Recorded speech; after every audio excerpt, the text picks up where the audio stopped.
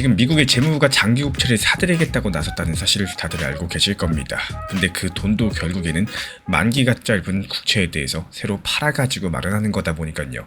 이걸 시장 전체 총량으로 보시면은 결국에 돈의 총량이 늘어나는 건 아니라는 겁니다. 왼손에 있던 빚을 오른손으로 옮기는 일, 이거에 가깝다라는 거고 임시 방편에 불과한 겁니다. 이렇게 말씀을 드렸었죠. 지금 시장의 전문가들도 대체로 그렇게 보고 있는데요. 근데 이번에 나온 보도 하나가 그 전제를 밑에서부터 흔들어 놨습니다. 오늘은 그 이야기들을 처음부터 차근차근 풀어드려 볼 건데, 이번에 미국의 CNBC가 재무부 당국자 두 사람을 이용해서 재무부가 확대된 국채 매입 프로그램의 재원으로서 1조 달러 규모의 일반 계정을 쓰는 방안을 저울질하고 있다. 이렇게 보도를 남겼고, 지금 당국자들은 이 계좌가 매입에 쓸 수 있는 재원이다라고 확인을 하면서도 얼마를 쓸지, 발표가 언제 나올지 아직까지 밝히지 않았습니다. 이 계좌에 지금 얼마가 들어있느냐? 9,500억 달러 안팎인데요. 무려 1,400조에 가까운 돈에 육박하는 규모입니다. 그리고 왜 이런 이야기가 나오는지 아무것도 모른다고 치고 처음부터 짚어보겠습니다. 지난주에 속보로서 전달드렸었죠. 미국 재무부가 장기 국채를 사들이는 회당 규모를 기존 20억 달러에서 이제 최소 40억 달러 이상으로 갑절 이상으로 키우겠다라고 발표를 했습니다. 이 장기 금리가 너무 올라서 그랬던 건데, 30년짜리 국채 금리가 지난주 2007년 이후에 19년 만에 보지도 못했던 수준까지 상승을 했기 때문입니다. 국채라는 거는 나라가 돈을 꾸면서 언제 갚고 얼마를 얹어주겠다 이렇게 적어둔 종이죠. 이 종이의 금리가 올라가면은 나라의 이자 부담만 커지는 게 아니라요. 주택담보대출부터 기업대출까지 모든 나라의 돈값이 따라서 올라갑니다.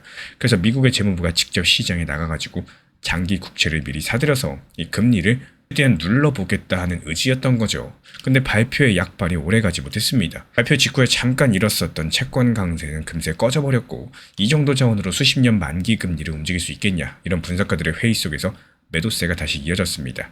한마디로 실탄이 부족해 보인다라는 건데, 여기에 재무장관 스콧 베센트의 본인의 설명도 그 회의를 굳혔는데요. 지금 장관은 지난주 인터뷰에서 이 작전을 트레저리 트위스트라고 부르면서 단기 국채를 팔아서 장기 국채를 사는 방식으로 설명을 했고, 지금 시장은 이런 것들을 재원이 단기물 발행뿐이라는 뜻으로 받아들였습니다. 그러니까 지금 시장도 장관의 말도 재원은 새로 빌린 돈이라는 쪽이었고, 지금 도입에서 말씀드린 그 통념, 왼손의 빚을 오른손으로 옮긴다, 이런 그림이 바로 여기서 나온 겁니다. 그러면 이번에 등장한 일반 계정이라는 건 과연 뭘까요? CNBC의 표현을 빌리자면은 이 계좌는 사실상 정부의 당좌 예금이자 일종의 비상금으로서 미국 연준에 계절이 돼 있고 이미 걷어준 세금으로 채워져 있습니다. 연준 측에서는 미국의 중앙은행인데, 이 공무원 월급도 연금도 만기가 돌아온 국채를 갚는 돈도 전부 다 이 계좌를 거쳐 나갑니다. 근데 이 비상금이 지금 유난히 두둑합니다. 전임 정부 차원에서 이 잔액을 5,500억에서 6,000억 달러 선으로 유지하려고 했었는데요. 현 장관이 잔액을 9,500억 달러 부분까지 쌓아 올렸고, 목표로 삼던 수준의 1.5배가 넘어갑니다. 간추려드자면은 국채를 사줄 돈을 새로 빌리는 대신에 이미 쌓아둔 현금으로 치를 수도 있다, 이런 이야기가 지금 시장 당국자의 입을 통해서 처음으로 공식화가 되고 있는 상황인데요. 근데 빌려서 치르는 것과 쌓아둔 돈으로 치르는 게 뭐가 그렇게 다르길래 시장이 움직였을까요? 여기가 오늘의 핵심입니다. 닷새마다 장이 서는 시골 마을을 하나 떠올려 볼게요. 장터에서 누군가 물건을 크게 사주면 시장이 활기를 띠겠죠. 근데 그 사람이 물건값을 장터 사람들한테 빌려서 치른다면 어떨까요? 한쪽에서 걷어다 다른 쪽에다 준 거니까 장터 안에 도는 돈의 총량은 그대로입니다. 반면에 집에 묵혀뒀었던 돈을 들고 나와서 치른다면 이번에는 장터의 돈이 실제로 늘어나게 됩니다. 물건을 판 상인의 손에 새 돈이 쥐어지니까요. 물론 나라 살림은 시골 장보다 훨씬 더 복잡하고요. 이 돈도 언젠가는 세금이나 새 국채로 도로 채워야 된다는 점에서 공짜 돈은 아닙니다. 근데 그래도 원리만큼은 똑같아요. 단기 국채를 팔아서 마련한 돈으로 장기 국채를 사면은 만기의 자리만 바뀌고, 또 시장의 돈은 제자리인데 연준 계좌에 묵혀둔 현금으로 사면 그 돈은 은행 시스템에 새로 들어오는 돈입니다. 같은 매입인데 하나는 자리 바꾸기고요, 하나는 보태기인 셈이겠습니다. 미국 재무장관이 채권 시장 추가 발표하면서 순식간에 다시 한번 시장이 급등했습니다. 실시간 모니터링 중에 속보 뜨자마자 구독자 정보 커뮤니티 정보방 통해가지고 바로 브리핑 드렸고요. 그리고 발표 이후에 4분 만에 파이버스, 버추얼까지 테마 섹터 종목 추천드렸고, 그리고 빠르게 단타로서 수익 실현까지도 완료가 됐습니다. 일단 이번에 미국 중간선거 껴있으면서 연말까지 대세 상승장이 예상이 돼요. 이에 따른 구독자 정보 커뮤니티 속보방 입장 원하시는 분들은 현재 보이는 번호로 문자 신청 남겨주시면 되겠습니다. 지금 시장에서 큰 돈을 굴리는 쪽이 즐겨보는 숫자가 하나 있죠. 미국 연준이 풀어준 돈에서 이렇게 시장 바깥에 빼둔 돈을 뺀 나머지 실제로 시장 안을 돌고 있는 돈만 세는 건데 순유동성이라고 부릅니다. 이 미국 재무부의 비상금은 이 셈에서 바깥에 빼둔 돈의 가장 큰 덩어리입니다. 그래서 이 잔액이 내려간다? 그 자체로서 시장에 돈이 풀린다는 뜻으로 읽어볼 수 있겠고, 말로만 하면 와닿지가 않으니까요. 실제로 이 계좌가 열렸던 타이밍을 한번 보겠습니다. 2023년 상반기, 그때는 지금과 사정이 정반대였죠. 미국 의회가 부채 한도 협상으로 꽉 막혀가지고 나라가 새로운 빚들을 못 내게 되면서 재무부가 어쩔 수 없이 비상금을 헐어가지고 살림을 꾸렸습니다. 그해 1월 25일 5,700억 달러 정도로 연중 고점을 찍었던 잔액은 5월 말에 485억 달러까지 내려갔습니다. 넉 달 만에 10분의 1 아래로 쪼그라든 건데, 지금 환율로 어림하자면은 790조 원쯤 되는 잔액이 70조 원 밑으로 내려간 셈이겠죠. 그리고 이 기간, 이 돈이 실제로 시장에 보태졌다는 흔적도 있습니다. 그해 1월 중순부터 6월 초까지 재무부가 이 계좌에서 4천억 달러를 지출하는 동안 은행들이 굴릴 수 있는 밑돈, 지급 준비금이 1,620억 달러까지 늘었다는 집계가 있는데요. 같은 반년 사이에 비트코인은 1만 6천 달러대에서 3만 달러 선까지 80% 넘게 상승을 했고요. 지금 연준이 금리를 올리면서 조이던 한복판에서 그렇게 나온 겁니다. 그래서 그 상승을 이 계좌 하나가 만들었다고 하면 그거는 거짓말이겠죠. 은행 위기 이후에 금리 기대 변화도 있었고 인공지능 AI 열풍도 겹쳐 있었습니다. 다만 그 시점을 지나면서 시장 사람들이 매주 이 잔액을 들여다보는 버릇이 생겼고, 비트코인이 12달 단위로 봤을 때 글로벌 유동성과 같은 방향으로 움직인 경우가 83%였다는 린 알든의 연구도 그 무렵부터 자주 인용이 돼요. 5번에 4번 꼴이란 얘기인데, 그리고 이 전례에는 뒷면이 있습니다. 2023년 6월 부채 한도가 풀리면서 재무부는 곧바로 잔액을 도로 쌓기 시작을 했고요. 60여억 일 만에 4,300억 달러를 다시 채웠고요. 그 돈은 사실상 머니마켓 펀드들이 연준에 하루짜리로 맡겨뒀던 이런 자금이 2조 1천억 달러에서 1조 5천억 달러대로 줄어든 방식으로 조달이 됐습니다. 돈 굴릴 데를 찾지 못한 큰 돈들의 주차장 같은 계좌들이 지금 완충제 노릇을 해준 덕분에 시장이 크게 흔들리지 않았었던 건데, 그 주차장의 여유 자금은 그 뒤로 크게 얇아졌다는 분석이 있어요. 이 계좌가 열릴 때만이 아니라 다시 채워질 때도 시장을 흔든다는 겁니다. 그렇다면 지금의 국면은 2023년이랑 뭐가 다를까요? 세 가지가 다릅니다. 그 당시에는 부채 한도에 몰려가지고 어쩔 수 없이 헐었던 거고, 지금은 목표치를 한참 웃도는 잔액을 앞에 두고 쓸지 말지를 고르는 위치라는 점인데요. 두 번째로 시간의 여유입니다. 비상금을 낮추면 부채 한도 협상이 다시 꼬일 때 버틸 만한 현금이 줄어드는 게 약점인데, 지금 시장 당국자들은 부분적으로 잔액을 낮춰도 지금 당장의 자금 운용에 문제가 없다라고 보고 있고요. 다음번 부채 한도에 부딪히는 시점을 내년 겨울에서 초봄 사이로 전망을 하면서 그 전에 잔액을 되돌릴 시간이 충분하다라는 입장이에요. 달리 말하자면 지금부터 그때까지가 이 비상금을 열어둘 수 있는 이런 구간이라는 계산이 서는 거죠. 그리고 그 구간의 한가운데 11월 초 미국 중간선거가 있습니다. 이 시장의 일부는 이 시간표를 선거랑 겹쳐가지고 있고요. 그리고 선거 전까지는 금리를 누르고 돈을 넉넉하게 가져가라는 거 아니냐, 이런 독법인 거죠. 다만 지금 재무부가 공식적으로 내건 목적은 어디까지나 장기 국채 시장의 안정이고, 선거를 위해서라는 말도 크립토를 띄워주겠다는 말도 어느 문서에도 없습니다. 그리고 세 번째로 시장이 이미 반응을 시작했다라는 점인데요. 이 보도가 나온 그날 10년물 금리는 4.7% 선으로 3bp 넘게, 30년물은 5.23%대로 4bp 넘게 내려왔습니다. 규모가 작다고 시큰둥하던 시장이 그 뒤에 1,300조 원짜리 잔액이 서 있을 수 있다는 말 한마디에 이 프로그램을 다시 저울에 올린 거죠.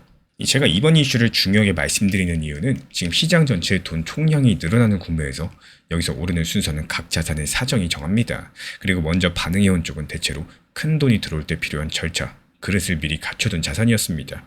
올해 리플 XRP 주변에서 벌어진 일들이 대부분 바로 그 그릇을 만드는 일이었다는 거, 최근 영상들에서 하나씩 다뤄드렸으니까 오늘 겹쳐서 말씀드리진 않겠습니다.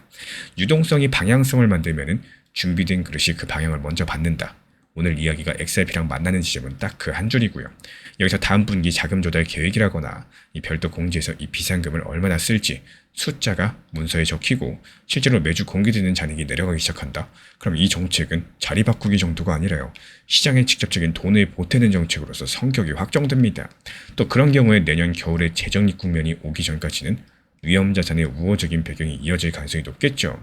당국자들이 이 계좌를 쓸 수 있는 재원이라고 공식적으로 확인해줬고요.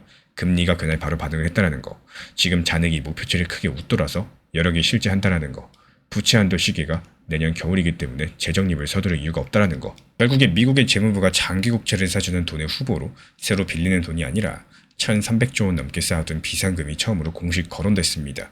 빌린 돈으로 사면 빚의 자리만 바뀌지만요, 묵혀둔 현금으로 사면은 시장의 돈이 실제로 늘어나는 거기 때문에 앞으로 볼 거는 발표 문구가 아니라 매주 찍히는 잔액의 방향입니다. 그 방향이 아래로 확인되는 순간부터 내년 겨울의 재정립 국면 전까지가 위험자산이 그리고 바다의 그슬을 먼저 갖춰온 리플 XRP 같은 코인이 이 변화의 무게를 가장 먼저 받는 구간이라는 사실들.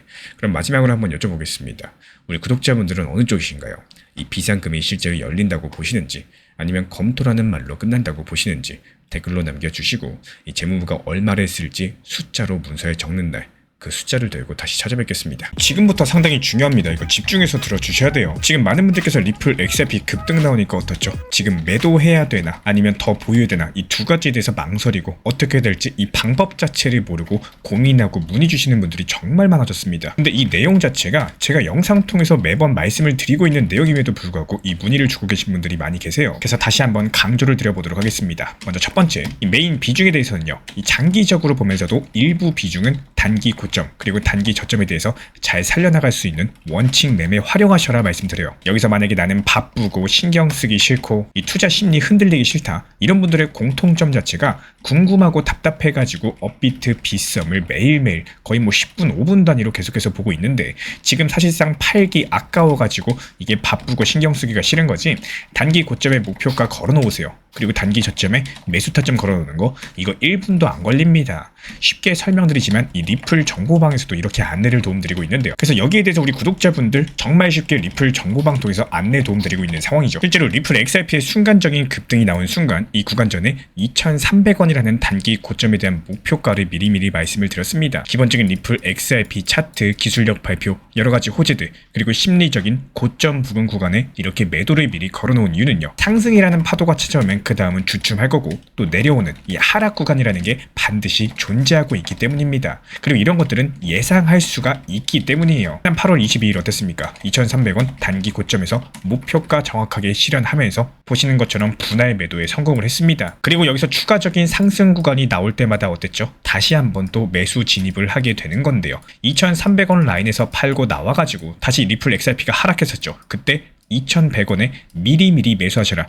이 지정가 매수를 통해서 걸어놨습니다. 그러면은 업비트 차트 볼 필요 있어요 없어요? 없죠. 어렵게 생각하시면은 끝도 없이 어려워지는 시장이고 그냥 내가 단순하게 생각하시면은 정말로 신경 안 써도 되고 투자 심리 흔들릴 필요가 없는 그냥 계속 수익 볼 수 있는 정말 좋은 시장입니다. 몰빵으로 리플 들어가고 내가 들어가 있는 시간이 아깝고 매수했던 매수 가격이 높다. 그렇다라고 해가지고 이런 것들을 기준으로 삼아버린다? 그렇다면 어떻게 될까요?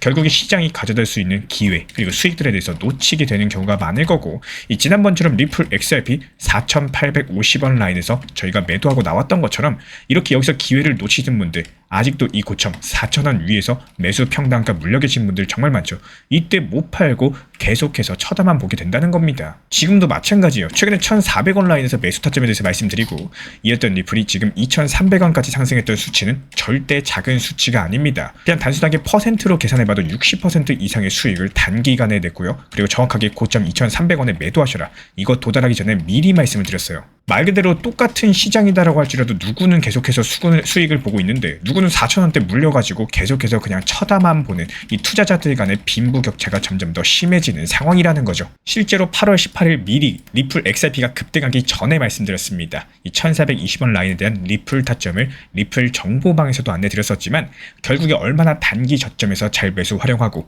단기 고점에서 매도할 수 있느냐. 이 매수하더라도 매도가 정말로 중요하다는 거예요. 수익 실현하고 그 현금을 다시 또 챙겨나갈 수 있는 마치 복리의 구조에 대해서 앞당길 수 있는 것처럼 여기서 나온 수익금도 다시 저점에서 매수한다면은 이게 바로 빠르게 수익 낼 수 있는 핵심 중에 핵심이라고 볼 수가 있겠죠. 여기에 따른 리플 정보방 우리 채널 구독해 주신 분이라면은 필요하신 분들께서만 문의 주세요. 그럼 어떻게 문의 주면 될까요? 현재 보이시는 영상 하단에 댓글창 고정 댓글이 있습니다. 이 고정 댓글에 보이는 링크 통해서 신청 주시면 입장 안내 도움 드릴 예정이고 아니면 현재 보이시는 번호로서 문자 신청 남겨주셔도 좋아요. 저희는 절대로 선물 투자를 하지 않습니다. 무조건 업비트, 빗썸 이렇게 현물 매매로만 안내를 도움드리고 있기 때문에 정말로 필요하신 분들만 문의 주시고 선물 투자하시는 분들은 저희랑 관련이 없기 때문에 문의 주지 않으셔도 됩니다. 제가 안내해드리고 있는 코인신사 채널 멤버십 전용방에 대해서 짧게 설명드려 보도록 하겠습니다. 리플, 암호화폐 시장에 대한 중요한 이슈, 그리고 브리핑이나 시장의 흐름에 대한 전문적인 분석 내용 설명과 함께 차트상의 기술적 분석, 온체인 지표와 투자 심리에 대한 내용들을 같이 같이 안내 도움 드리고 있고, 가장 중요한 투자 심리를 컨트롤하기 위해서 포트폴리오의 구성에 대한 노하우, 투자 심리 컨트롤에 대한 내용도 같이 안내 드리고 있습니다. 코인 신사 스터디 멤버십 가입하신 분들께서는 아래 번호 혹은 신청 링크 통해서 남겨주시면 제가 연락드리고 있고, 안내 설명과 함께 신사 채널 리플 전용 멤버십 방에도 입장 안내 설명드리고 있습니다.